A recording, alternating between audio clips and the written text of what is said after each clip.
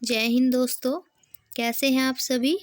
I hope कि आप सभी बहुत अच्छे होंगे और आज आपने संडे को बहुत अच्छे से एंजॉय किया होगा। और संडे है तो फंडे है, यानी कि आपने फन भी बहुत किया होगा। लेकिन हमें तो पढ़ना भी है, तो शुरू करते हैं अपनी क्लास क्वेश्चन नंबर 1 के साथ। हमें बताना है निम्नलिखित में से कौन सही सुमेलित नहीं है, यानी कि हमें गलत वाला बताना है, बाकी 3 इसमें ठीक दिए गए हैं। एक साइड दिए हुए हैं उत्तर प्रदेश के ऐतिहासिक मेले और दूसरी साइड दिया गया है उनका स्थान या क्षेत्र कहाँ पर वो लगाए जाते हैं। तो पहला है जल विहार मेला बुंदेलखंड, बिल्कुल करेक्ट, क्योंकि ये जो जल विहार मेला है ये बुंदेलखंड में ही लगाया जाता है। दूसरा है बटेश्वर मेला पश्चिमांचल, ये भी बिल्कुल करेक्ट है। तीसरा है बलदेव छठ का मेला, ये पूर्वांचल में नहीं लगाया जाता। और लास्ट है शुक्रताल मेला, ये मुजफ्फरनगर में ही लगाया जाता है। तो ये 3 ठीक है, लेकिन हमें ठीक जो नहीं है वो बताना है, इसलिए ऑप्शन नंबर सी क्या होगा, सही जवाब होगा। तो यहाँ पर ये जो पूर्वांचल के अंदर नहीं लगता है, ये मेला लगाया जाता है फरीदाबाद में। कहाँ पर लगता है, ये लगता है फरीदाबाद में। और फरीदाबाद कहाँ पड़ता है, तो फरीदाबाद पड़ता है हमारा हरियाणा के अंदर। तो हरियाणा के फरीदाबाद में लगाया जाता है बलदेव छठ का मेला। नेक्स्ट है क्वेश्चन नंबर 2। निम्नलिखित में से उत्तर प्रदेश का कौन सा जनपद नेपाल के साथ सीमा साझा नहीं करता है। बलरामपुर, श्रावस्ती, कुशीनगर या फिर लखीमपुर खीरी। तो यहाँ पर जो कुशीनगर है ये उत्तर प्रदेश का एक ऐसा जनपद है, ऐसा जिला है जो किसके साथ सीमा साझा नहीं करता है, नेपाल के साथ ही सीमा साझा नहीं करता है।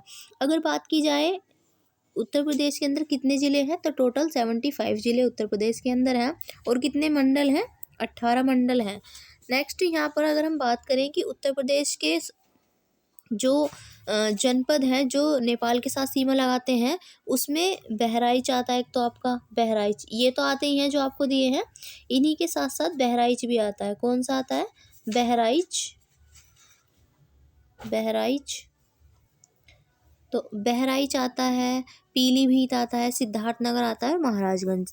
ये ऐसे हैं जो आपके क्या पड़ते हैं, नेपाल के साथ सीमा साझा करते हैं। नेक्स्ट क्वेश्चन देखें, क्वेश्चन नंबर 3। अच्छा, ये क्वेश्चन रिपीट हो गया है, ये सेम है।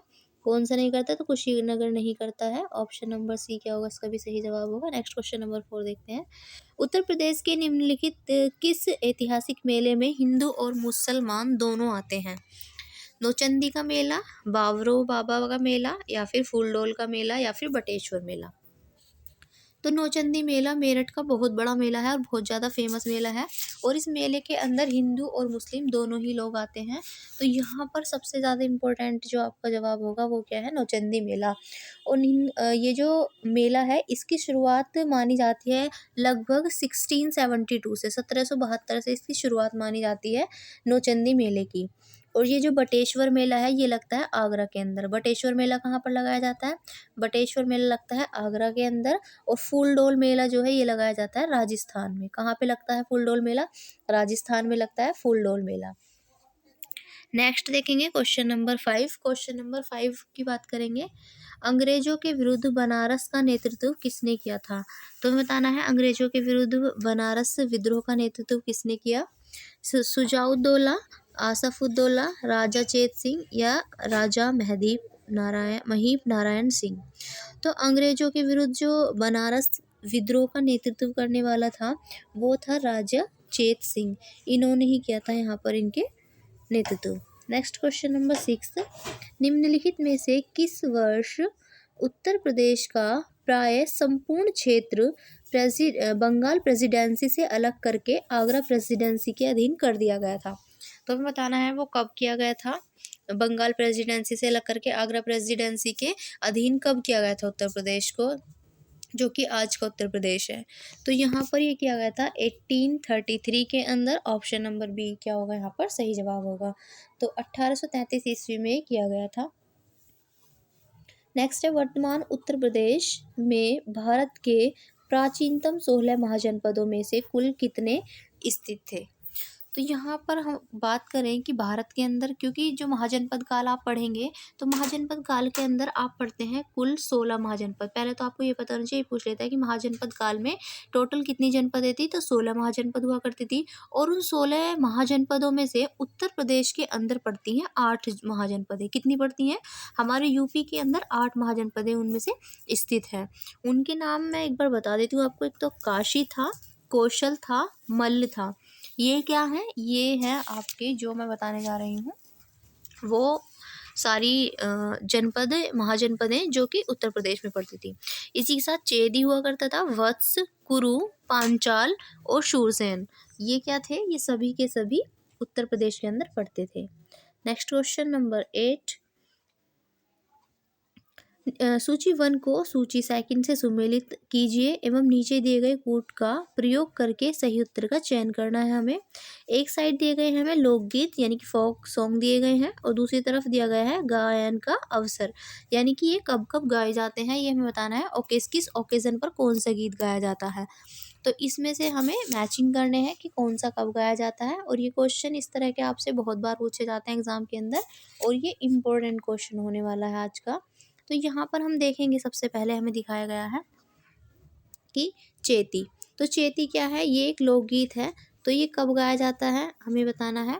पहला ये देखिए, ये जो चेती है ये गाया जाता है मौसम, ये सीजनल गीत है, यानी कि मौसम के दौरान जैसे जैसे मौसम चेंज होते हैं तब गाया जाता है। तो सीजनल गीत है, मौसमी गीत है हमारा चेती। दूसरा है कजरी।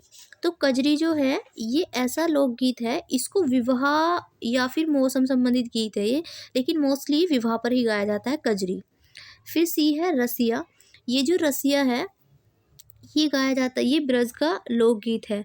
रास रसैया, आपने कुछ इस तरह के गाने सुने होंगे, तो वहाँ पर ये गाया जाता है रसिया।